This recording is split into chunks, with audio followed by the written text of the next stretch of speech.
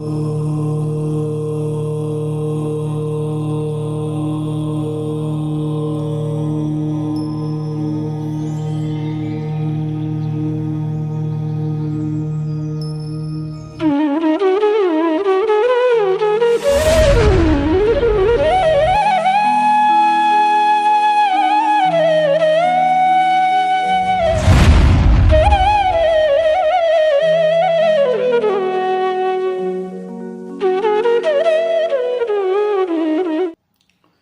ह्रीं अर्हं णमोजिनाणम्। अब क्रमशः प्राप्त तृतीय पर्याप्ति अधिकार गाथा नंबर 118।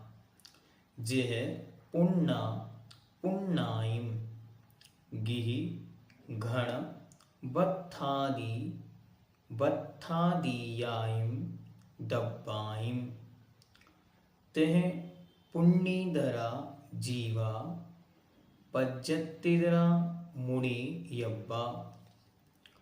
जेह पुण्ना पुण्णाइम गिहि गणवत्तादियं दब्बाइम तेह पुण्यधरा जीवा पज्जत्तिदरा मुनि यब्बा। एक एक शब्द का अर्थ देखते। एक एक शब्द। जिह अर्थात यथा, जैसे। पुण्य अपुण्णाइम, दो शब्द हैं, अलग अलग देखें। पूर्ण और अपूर्ण। गृह अर्थात ग्रह, घर। शब्द भी देखते जाएं प्राकृत में कैसे कैसे शब्द बनते हैं। ग्रह शब्द घर के लिए जो हम लिखते हैं उसमें नीचे एक ऋषि की मात्रा आती है, री जिसको बोलते हैं। तो उसके स्थान पर प्राकृत में छुटी की मात्रा भी आती है, एक ही मात्रा आती है, और कहीं कहीं मात्रा नहीं भी आती है। तो गिहि शब्द भी बनता है, गेह शब्द भी बनता है, और गह शब्द भी बनता है। घड़ मतलब घट, घड़ा।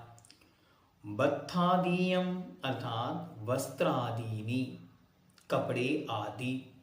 द्रव्याणि द्रव्याणि, द्रव्य। क्या कहना चाह रहे हैं? जैसे घर, घड़े, वस्त्र आदि पूर्ण भी होते हैं, अपूर्ण भी होते हैं, मतलब दोनों प्रकार के होते हैं। तह उसी प्रकार पुण्य इदरा, पूर्ण और इधर। पूर्ण मतलब पर्याप्त, इधर मतलब उससे अपोजिट, अपर्याप्त। पूर्ण अर्थात पूर्ण, और इधर मतलब उससे अपोजिट, अपर्याप्त। जीव, जीव। पूर्ण और अपूर्ण जीव। पर्याप्त इधरा, पर्याप्त इधरा।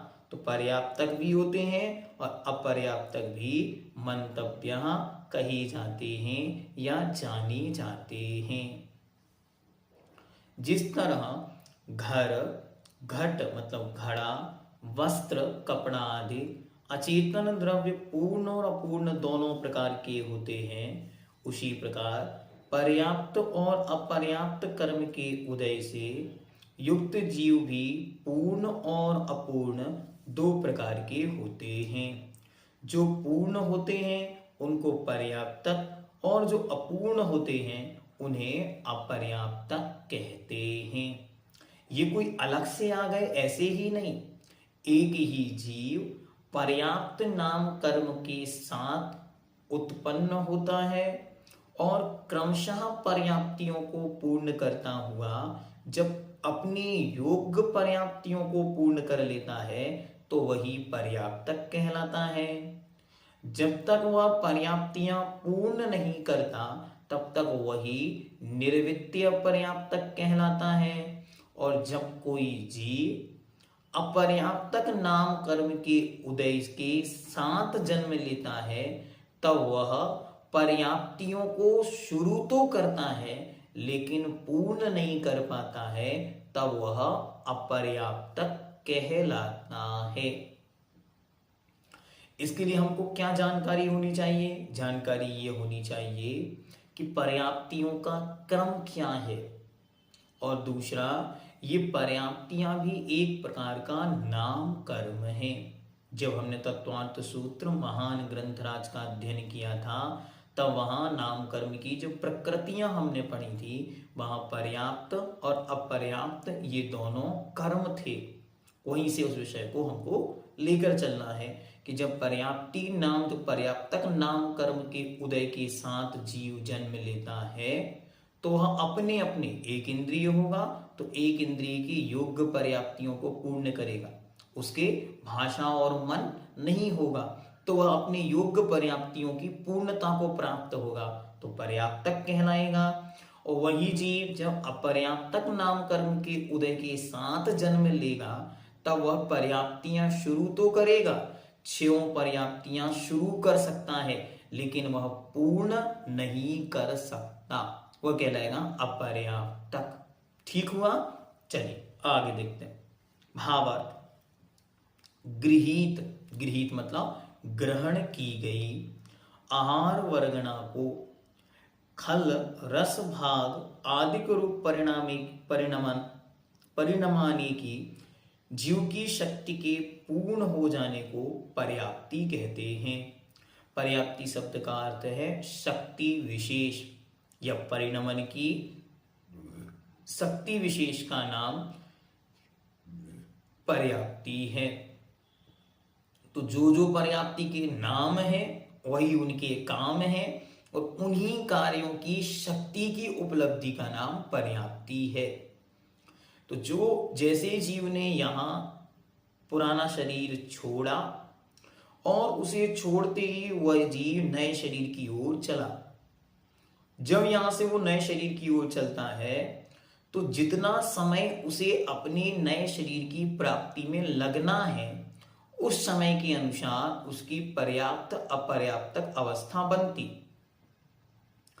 अब उस जीव ने मानो यहां से शरीर छोड़ा और उसका जन्म यहां होना है तो यहां छोड़ेगा और यहां उसे ग्रहण करना है तो एक भी मोड़ा नहीं है तो एक समय लगेगा, सीधा यहां से यहां जन्म ले लेगा। अब यहां से वो जीव मर के यहां आ रहा है तो एक समय के लिए भी वह अनआहारक नहीं होगा, अभी तो वह निरंतर आहार वर्गणाओं के साथ यहां से आएगा। मतलब यहां पुराना शरीर छोड़ा और उसी समय से नए शरीर के योग्य वर्गणाओं को ग्रहण करता हुआ यहां आने लगेगा।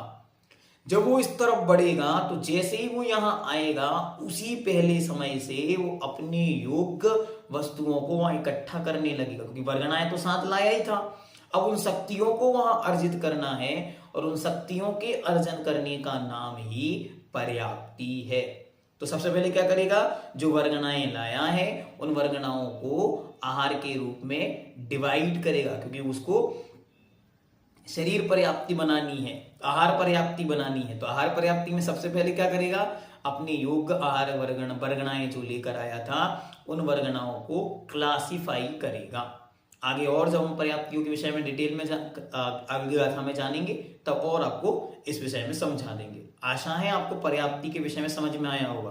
पर्याप्ति क्या है, पुराने शरीर को छोड़कर नए शरीर को जब कोई जीव प्राप्त करने जाता है तो जैसे ही उसको प्राप्त करता है उसके बाद का जो कुछ डेवलपमेंट होना है उस सब डेवलपमेंट के लिए जो कुछ भी आवश्यक शक्तियां हैं, आवश्यक डॉक्यूमेंट्री है, आवश्यक जितना भी सिस्टम है उस सब सिस्टम के डेवलप्ड होने का नाम पर्याप्ति है। ठीक है, चलिए आगे। ये पर्याप्तियां जिनके पास पाई जाएं उनको पर्याप्तक और जिनके पास यह शक्ति पूर्ण ना हो उन जीवों को अपर्याप्तक कहते हैं। जिस प्रकार घटाधिक द्रव्य बन चुकने पर पूर्ण और उससे पूर्व अपूर्ण कहे जाते हैं, उसी प्रकार पर्याप्ति सहत को पूर्ण या पर्याप्तक तथा अपर्याप्ति रहत को अपूर्ण या अपर्याप्तक कहते हैं। अब आपके मन में प्रश्न आएगा, इनको पढ़ने से हमको क्या लाभ? देखो, आपको क्या लाभ होगा क्या लाभ नहीं होगा हमको नहीं पता, लेकिन हमें इसको पढ़ के एक बहुत बड़ा लाभ हुआ। और वो लाभ क्या हुआ? वो लाभ यह हुआ कि पहले जब कोई जीव मरण को प्राप्त होता था तो लगता था कहाँ गया, पता नहीं उसकी आत्मा यहीं कहीं घूम रही होगी, तो कहीं उसकी आत्मा वापस लौटकर इस शरीर में आ गई, तो कहीं उसकी आत्मा यहीं वहीं से वहां से हम लोगों को देख रही होगी, तो लेकिन जब से इस विषय को अच्छी तरह समझा तब से ये क्लियर हो गया कि भाई मरने के बाद उस जीव का उस शरीर से कोई कनेक्शन नहीं, उस जीव उस आत्मा का अब यहां वापस लौटकर आने का कोई संबंध नहीं।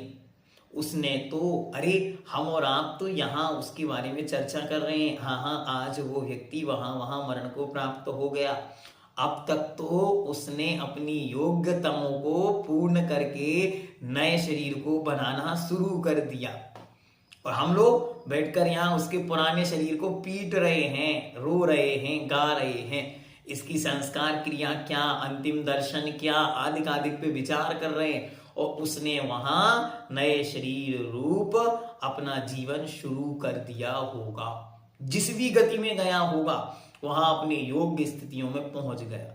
तो इससे क्या हो गया, इससे जो अंत समय में अंतिम दर्शन की ललक, अंत समय में जो अंतिम शरीर के प्रति ममत्व, वो सब धीरे धीरे समाप्ति की ओर चला जाता है कि वहां उसका कुछ भी नहीं, उसने तो अपना सब नए शरीर में व्यवस्थित करना शुरू कर दिया, शक्तियां ग्रहण कर ली, अरे 9 महीने बाद तो बाहर निकलेगा, उसके योग तो वर्गनाएं आज से ही व्यवस्थित करनी चालू कर दी, पूरे जीवन पर्यंत उसे कैसे जीना है वो सारी व्यवस्था आज से ही बनानी उसने शुरू कर दी।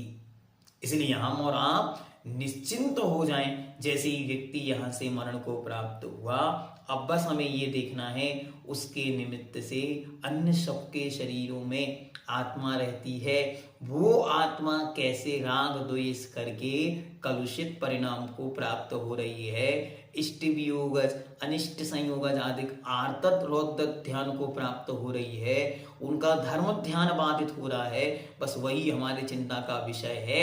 वहां से निकली आत्मा हमारे परिणामों का कोई विषय नहीं बनती। इसलिए पर्याप्ति पढ़ने से आपको अपने जीवन को ऊपर लेवल पर उठाने का एक साहस मिलेगा। यहाँ वो शरीर छूटा और आत्मा ने अगले शरीर को, हाँ बस यहाँ वो मरा, तुरंत विचार करो नए शरीर के योग पर्याप्तियां ग्रहण करने लगा होगा, पर्याप्तियों की पूर्णता हो रही होगी और अंतर्मूर्त के अंदर नया सब कुछ प्रारंभ। अब आप यहाँ रखते रहो, रोते रहो, चिल्लाते रहो, शरीर को पीटते रहो, समझाते रहो, समझते रहो, एक दूसरे से कहते रहो कि ऐसा हुआ वैसा हुआ आदि, थोड़ा सा और हो जाता, ये आ जाते वो आ जाते आदि, लेकिन वहां तो उसने अपना नया जीवन शुरू ही कर दिया। इस प्रकार इस विषय को समझने से आध्यात्मिक उपलब्धि, आध्यात्मिक लाभ भी होते हैं। जैनम जयतु शासनम वंदे भरत भारतम।